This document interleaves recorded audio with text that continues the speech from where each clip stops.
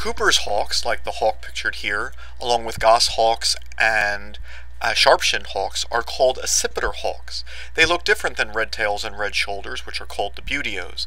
They have much longer legs, their wings are shorter, and their tails are longer. These accipiter hawks, they are adapted to fly in forests, and this long tail and shorter wings lets them fly in brush and gives them greater maneuverability.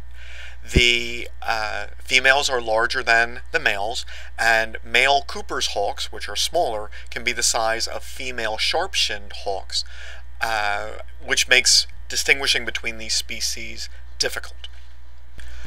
Cooper's hawks feed on small mammals and birds, although in eastern states, birds compose about 80% of their diet. They can feed on chickens, and the term chicken hawk was coined in reference to them primarily.